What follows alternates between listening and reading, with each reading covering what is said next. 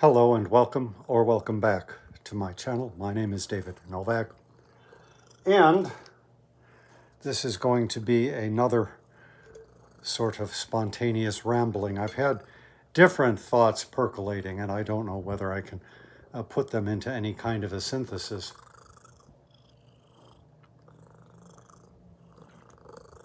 But I thought, well, why not start by reading some poetry? So this is my little chapbook, Inaugural Considerations. Poems consisting of poems which I had written pertaining to the presidency.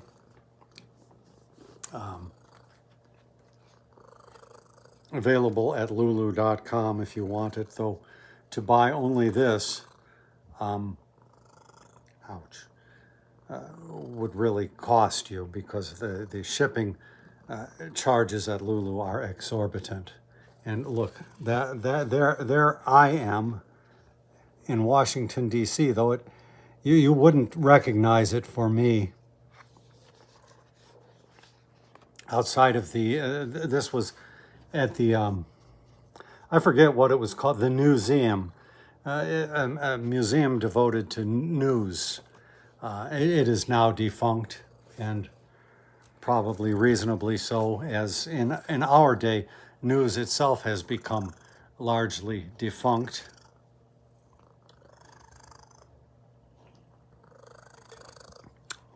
It was a very, very pleasant space, though, I have to say. So, I'm going to read a section. There is something here called On Pronouncement and Quiescence. God knows what I meant.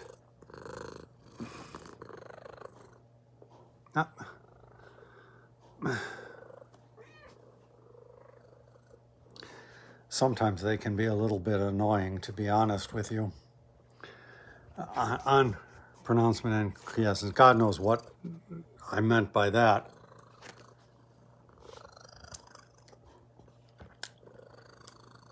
And so it consists of two parts. Part one, notes toward an inaugural poem.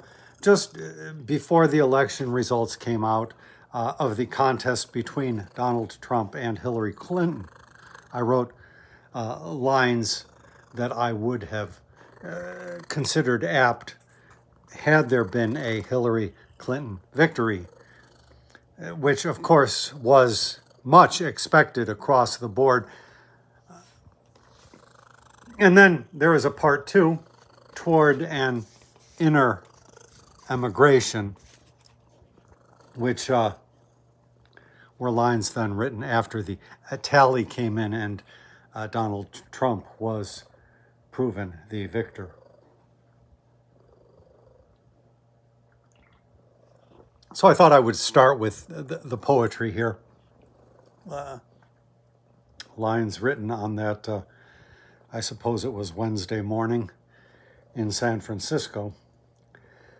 Heavenly Father, I have harbored no illusions on the character of man, especially of my countrymen, and so, although I weep, and weep the while I can, I know that my ability to act and even to preserve is circumscribed and limited. A mordant wall of fact prevents to be neither cajoled nor bribed. This is an age when men take ready cash, enslaving of their brothers if they might, willing to transgress all taboos, no lash, hampering lust's inexorable appetite. So let it be. Let me retrench, regroup. I harbored little hope, and even winning, I knew a further distance man must stoop. So thus a loss and end is a beginning. Let me eke on as I have done. Let thou preserve my spirit, if to do is game. Or let me perish as thy will allow.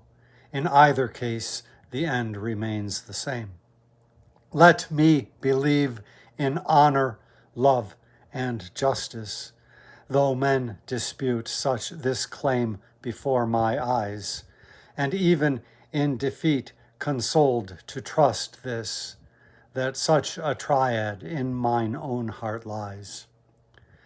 The politics of men who struggle for supremacy in serving war's false idols, but lead to an immersion in more war, and into each one's heart corruption sidles. Lord, mankind's fallen state is an old story. If it must reach conclusion, let it come. For thine remains the power and the glory. Men know not what they do, and we are dumb.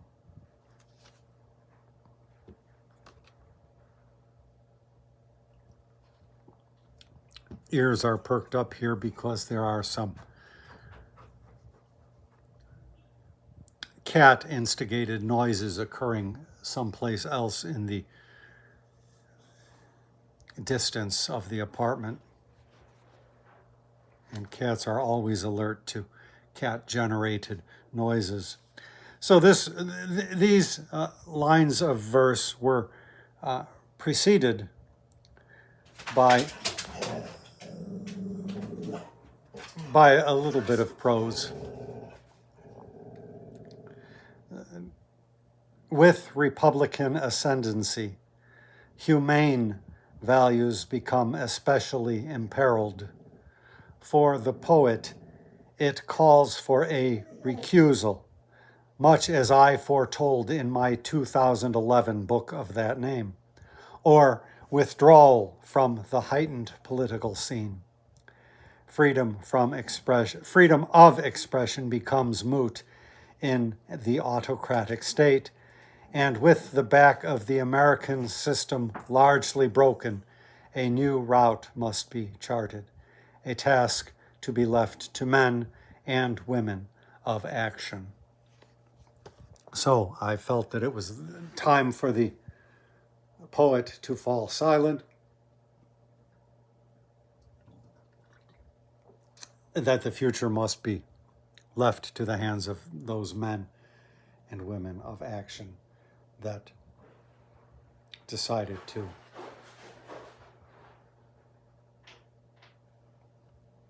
I don't know if the camera is picking up that noise. Something has occurred.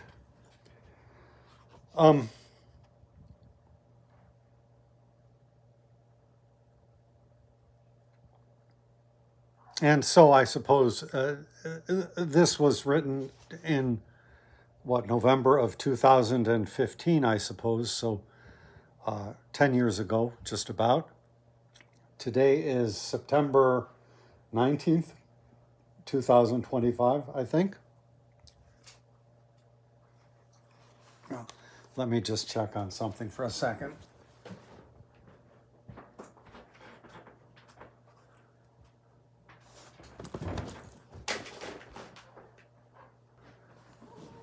Sorry. One inevitably has disruptions and distractions.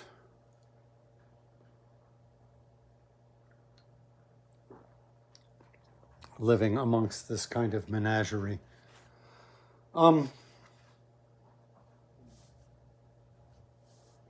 It should be said, though, that I did not fall silent recently when Donald Trump was elected, and with a popular vote margin to the presidency for a second term. And I wrote this book against fascism. So the last poem here was written on May 30th.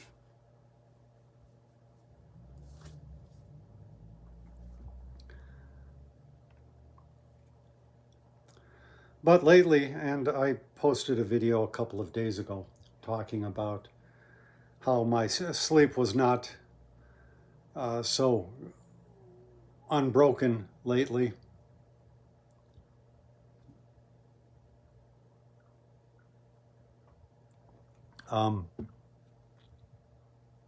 talking about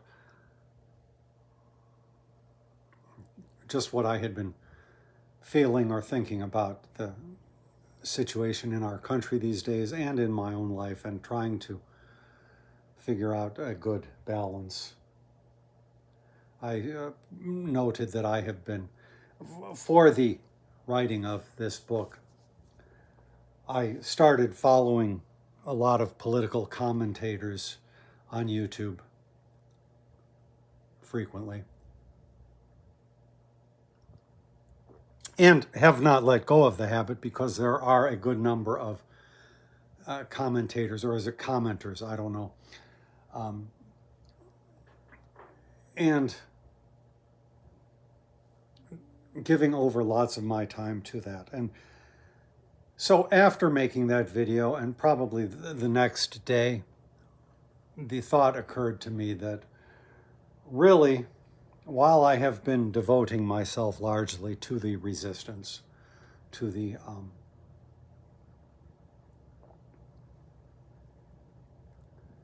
resistance against fascism or against the Donald Trump regime, I think it may well be my time to retire from the resistance. Now, I am speaking specifically about the poetry, I guess, and the channel. Running a channel, as Goat Poets has recently talked, there are dichotomies, or there are issues. And I've come to notice that so much of the comment on YouTube, so many of the channels that I follow, there will be 5 videos a day, and there will be a headline-grabbing, a notice-grabbing headline, a clickbaiting headline. And then you watch the video 15, 20 minutes, and ultimately it comes down to Donald Trump caught his fingernail on something. And so now he's got a bandage on his fingernail. But they'll spin it out into a whole video. And not only that, but every single channel will do that, and you wind up watching every channel. And so continuing to follow the news of the day with that kind of detail, I think, was taking a toll upon me.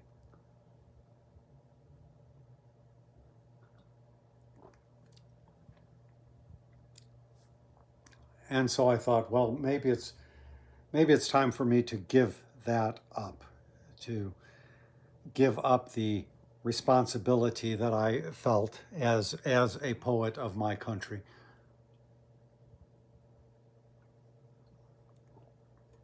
Now, that said, I should make a little footnote. In my personal life, I'm still going to do what I'm going to do. That is, when there is a No Kings protest and the like, I will go downtown or wherever and lend my body to the cause, to be sure.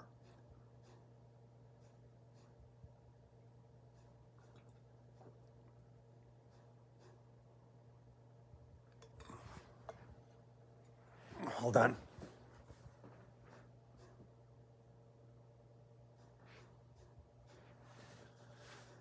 I'll be right back. Sorry.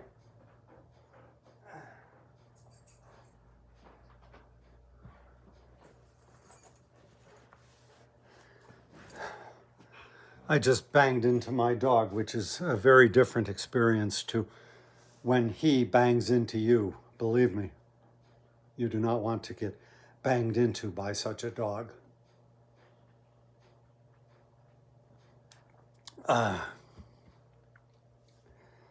Now I completely forgot where I was. Oh, so personally, I intend to continue in my role of citizen, or as citizen. I still feel connected to the democracy and to the democratic ideal.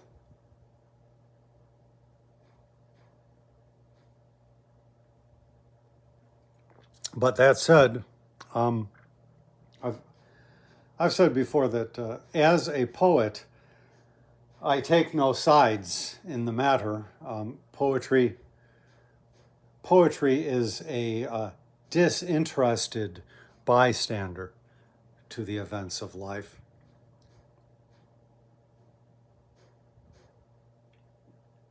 And so if the people will it, autocracy and fascism may be allowed to reign supreme. The poet doesn't care. Or the poet may care, but poetry itself intrinsically doesn't care.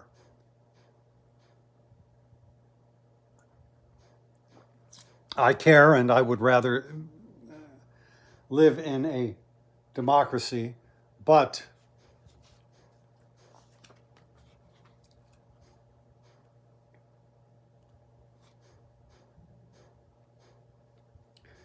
as far as the poetry goes, I think I have done my part. And somewhere in here, I wrote something to the effect, well, let's see what this says. And this maybe is from 2000, put together on 2017. While I have written many poems and books of poems, I suspect my most distinguishing accomplishment, if never distinguished, will be a series of plays I did between 1993 and 2015. 21 in total. They are mostly, or even entirely, comedies written more or less on the Aristophanic model, if not the actual form pioneered by my second master. The plays were written with an understanding that citizens of a free democracy would comprise the audience. Liberties with decorum that were taken were done so more in exercise of license than licentiousness, and a celebration of free speech. My forebodings may prove errant, but I feel innately that with the political shift, the writing of such comedies is no longer possible. Without that audience, which mine never found regardless, a new form will have to be invented or refurbished, though I expect not to have a hand in it. So my feeling was that the possibility with that first ascension of Donald Trump to the office of president, that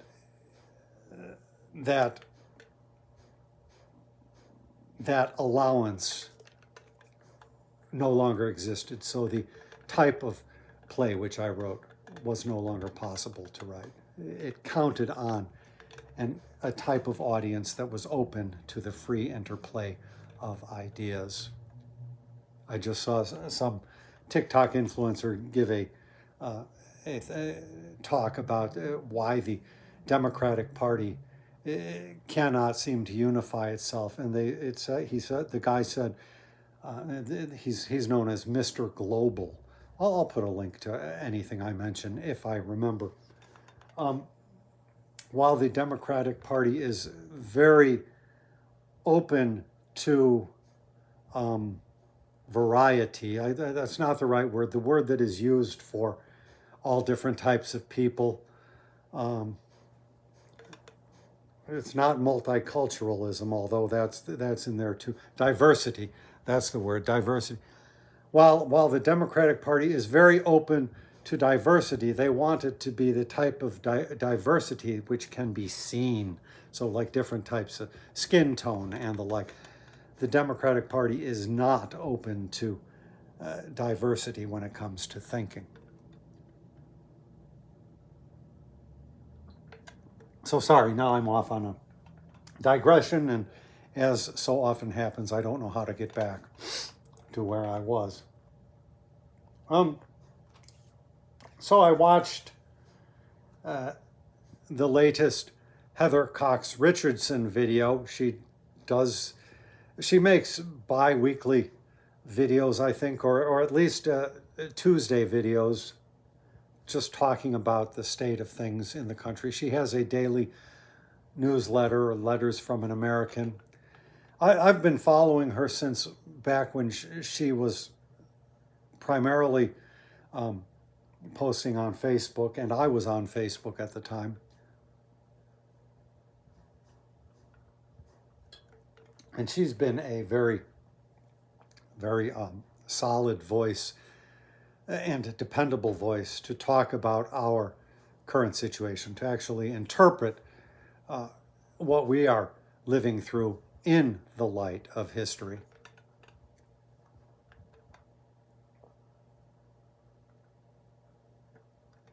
And recently, big news was made with the suspension of Jimmy Kimmel, I think, his TV show. He would often lambaste, is that how you say it, President Trump. And he was suspended not directly because of anything he said about President Trump, but the excuse was that he had said something not respectful enough of this right-wing political figure that was killed recently. And it's the craziest situation in this country now. A unanimous vote of the Senate has decreed that there shall be a national day of mourning for this guy. The flags were lowered to half staff for this yokel. And but unanimous, that's quite a large number. I mean, no room for diversity there. But Heather Cox Richardson believes that this suspension of Jimmy Kimmel is really a big event, really of earth-shattering importance as far as the life of our democracy goes. It is a pivotal moment. I, of course, do not see it so much so because, in my view, free speech ended when Donald Trump won the presidency the first time, even though that's not logical, I will grant you, not logical at all. First of all, he did not win by a popular vote, and he didn't win re-election and so forth. But and also, even though I don't consider free speech to exist, I nevertheless put out my book. But as I said in that other video, I consider myself something of a holdover.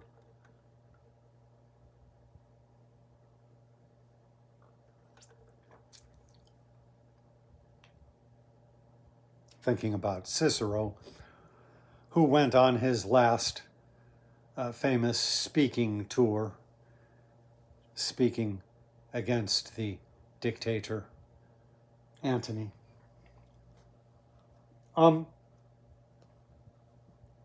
But I thought I would shift a little bit from Heather Cox Richardson. Oh, somebody is making exciting updates to their auto refill program. Oh, it's very exciting. Ooh, so much excitement. Sign the petition to ABC and Disney. Put Jimmy Kimmel back on the... Okay, so things are happening, but that's not what I wanted to see.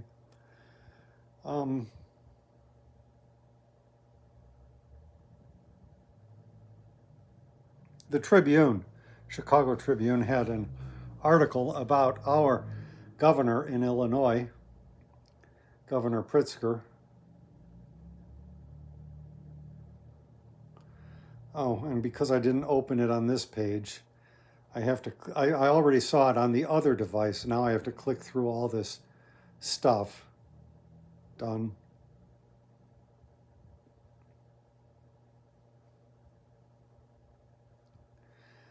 By Rick Pearson, Chicago Tribune. Democratic Governor J.B. Pritzker has called for boycotts and protests against broadcast outlets that are tied to Wednesday's decision by the Walt Disney Company and its ABC network to indefinitely suspend comedian Jimmy Kimmel's nightly talk show, including against WGN's television and radio stations and WLS Channel 7 in Chicago.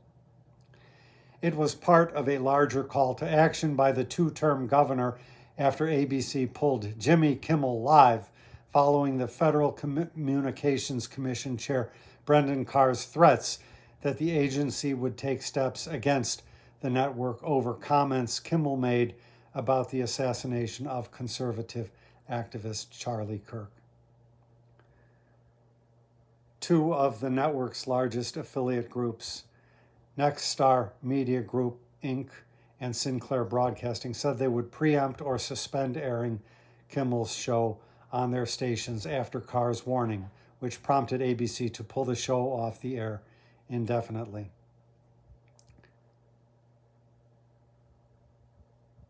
I'm going to skip over a little bit. Pritzker, appearing Wednesday night on MSNBC's The Briefing with Jen Psaki, said the threat of FCC action over Kimmel was using the power of government to intimidate companies over people who criticize the Trump administration. Quote, I do not understand why people are not standing up and pushing back when they ought to, because what's at stake here is free speech. It's our Constitution and our way of life. Do we really want the President of the United States intimidating people, organizations, to get others fired? And so we only have one other thing to do, which is public action. People actually speaking up, speaking out, boycotting, showing up and protesting, and their representatives who agree with them doing the very same, said Pritzker, an ardent critic of Trump and a potential 2028 presidential aspirant. On Thursday, Pritzker's campaign issued a statement saying the governor's call for action included Nexstar properties, including WGN, as well as Sinclair's. An attack on the First Amendment of this magnitude is a 5-alarm fire, and we should all be treating it as such. What's clear here is that Nexstar and Sinclair are capitulating to the president, so he approves their mergers. Everything should be on the table, the statement from Pritzker's campaign said. And so on. But I think that is really what made me realize that at this point, my role is done. And now it's up to you. If you want to have free speech, what you gonna do about it?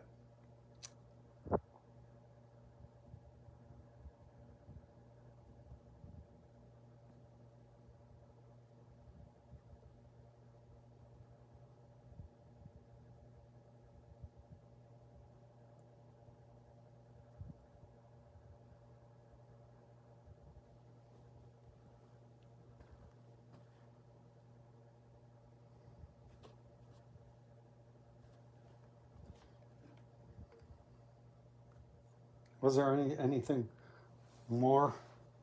Sorry, as I say, it's very easy to get distracted around here.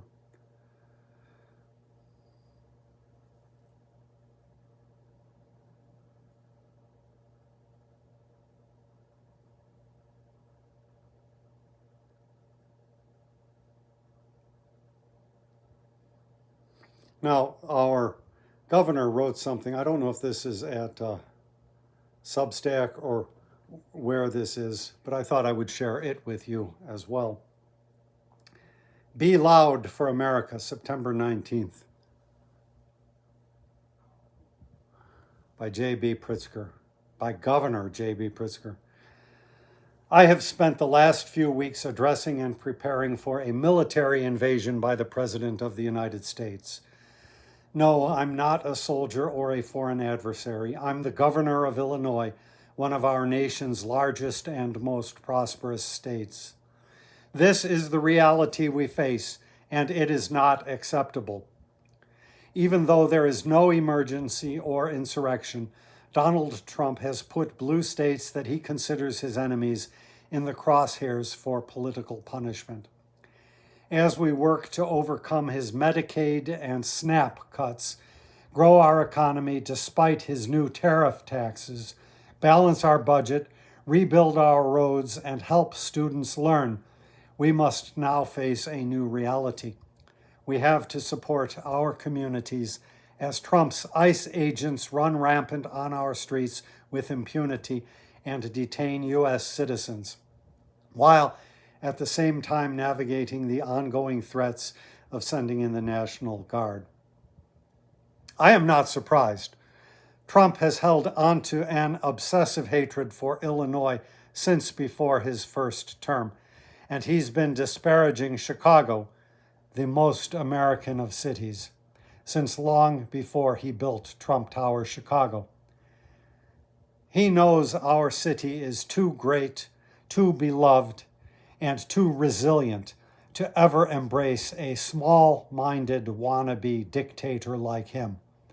Everything Trump stands for upsets our collective Midwestern values of hard work, kindness, honesty, and caring for our neighbors. I won't go on any further, but I will link that in the description box as well. But I think that sentence, he knows that our city is too great, too beloved, and too resilient to ever embrace a small-minded wannabe dictator like him. Indeed, as I said one day, it's probably no accident that such a book would come out of such a place as Chicago. I did a reading of it the other day at Millennium Park in front of the Bean. I'll put a link to that as well. But I am realizing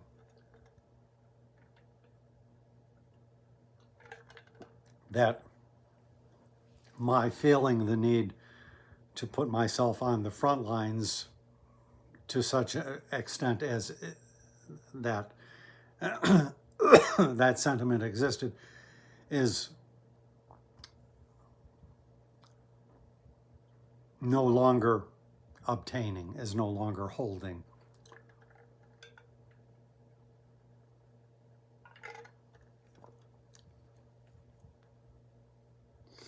The resistance goes on.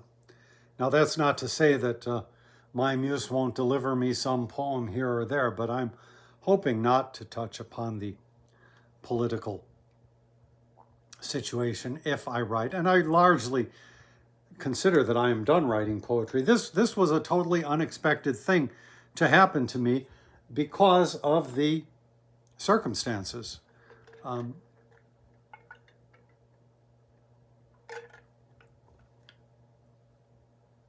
And so now I think I'm going to devote myself, again, that term, inner emigration, a term that comes out of talking about what happened to the intellectuals and so forth in Nazi Germany, I think, or Nazi-dominated Europe during the Second World War.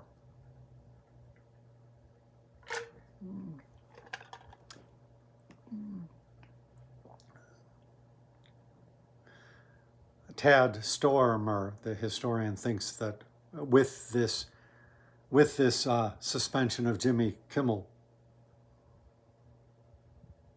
the U.S., the dominoes are falling faster in the U.S. than ever they did in Germany.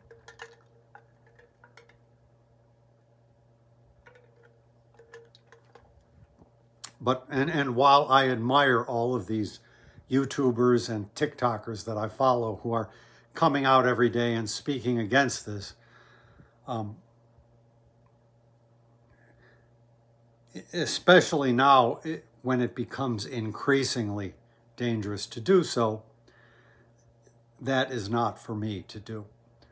And so the muse may deliver me a poem here or there about this or that, and if there is, say, a major death of a good man or woman, it would not be unexpected at all for me to write a poem in elegy, some sort of a memorial poem. That has been a hallmark of my poetic career since a long time ago. The first notable one that I wrote may have been that done for Daniel Pearl. I think I may have read it for the camera somewhere. I'll link if I can. Danny, we hardly knew ye. And such things can be made political, to be sure. Deaths often become politicized.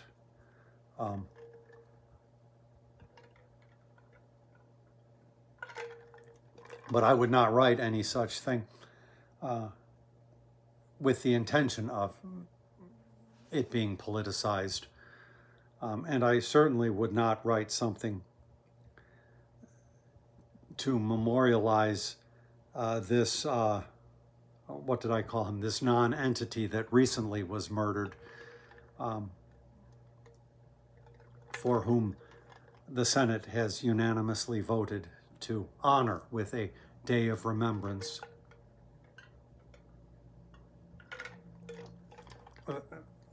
Such a non-entity would not win to any remembrance from my pen. And so thinking about free speech, though, obviously free speech has been with me and important to my poetry since the beginning. This is my very first book, Embodiment and Release. And I think I've read this stuff before. When I was scrambling to put together a book, my first book, it's hard to do if you've never done such a thing.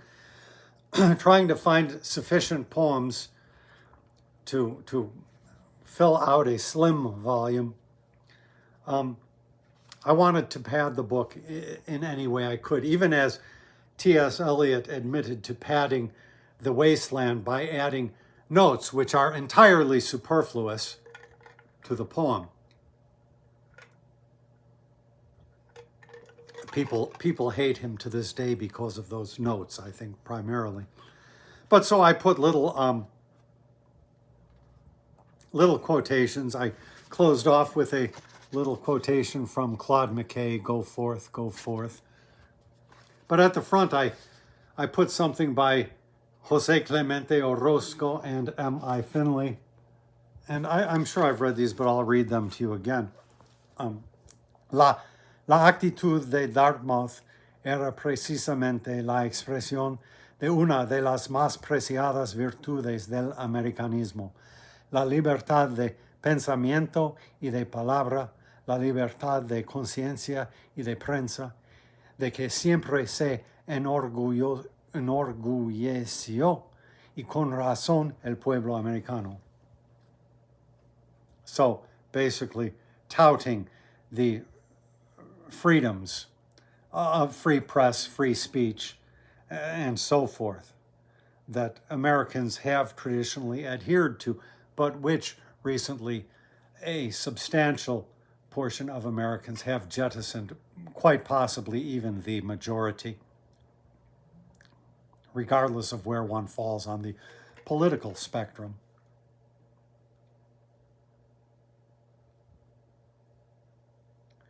And then the quote by M.I. Finley, the ancient Greek historian. The pre-Greek world, the world of the Sumerians, Babylonians, Egyptians, and Assyrians, and I cannot refrain from adding the Mycenaeans, was, in a very profound sense, a world without free men, in the sense in which the West has come to understand that concept. So obviously, freedom and liberty and rights were very important to me, even at this early stage that I felt they should be nodded to or hat-tipped to as you make your way into this book. And so let me see. I must have given some kind of credit, although I don't know. The Orozco quote comes from his autobiography. Oh, and the Finley is from Economy and Society in Ancient Greece. It's a compilation of essays, and I don't remember which one it was from, Between Slave and Free or something. He talks a lot about the concept, or concepts really, of slavery and freedom.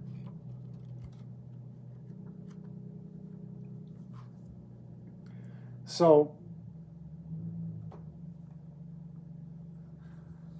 I have touched upon political moments along the way of my political career, but that has never been the primary thing, but I have not shied away from it. So I did Against Holy War,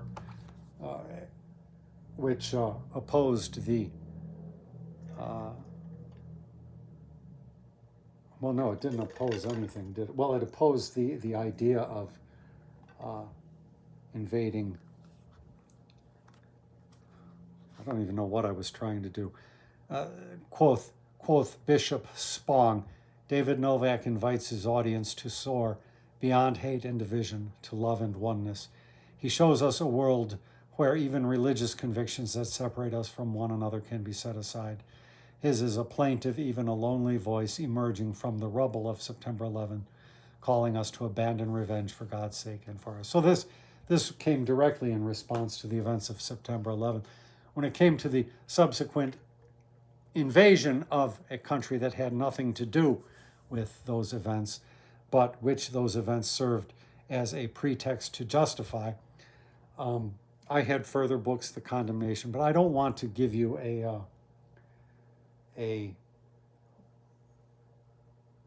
cataloging or a laundry list of all my different books, but only to note that at this point, those things belong to you, if you would have them, and if not, then not. I mean, which is perfectly fine.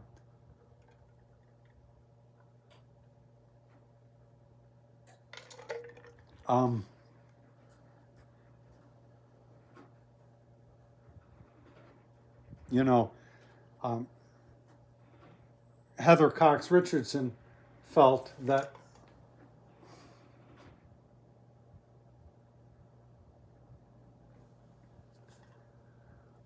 while this appears to be a momentous turning point, this removal of Jimmy Kimmel from the airwaves,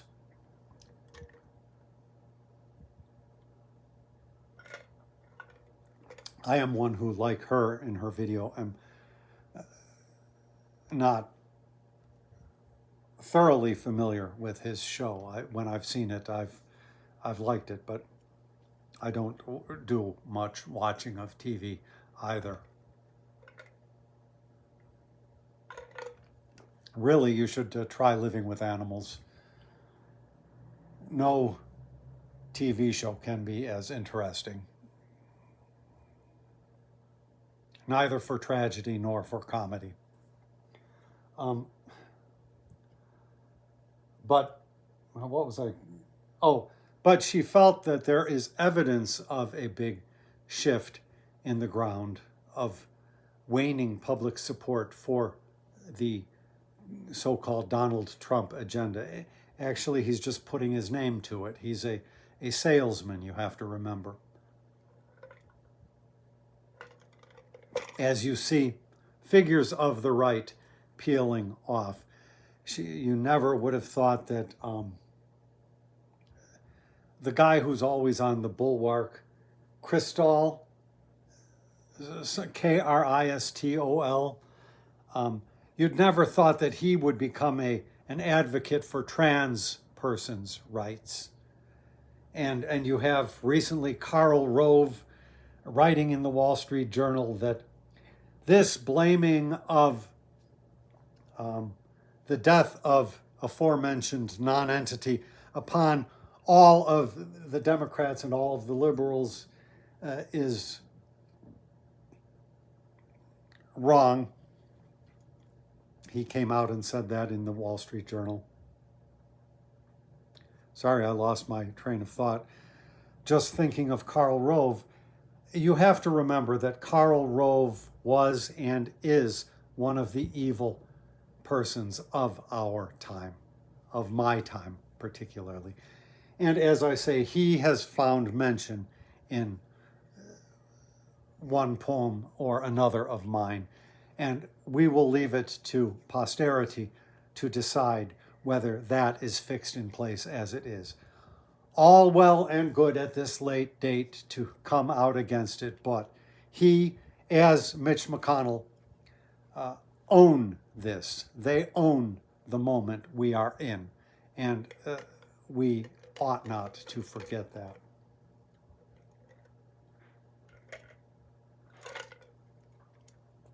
So, I am sure there was more that I had wanted to say, but I will leave off there.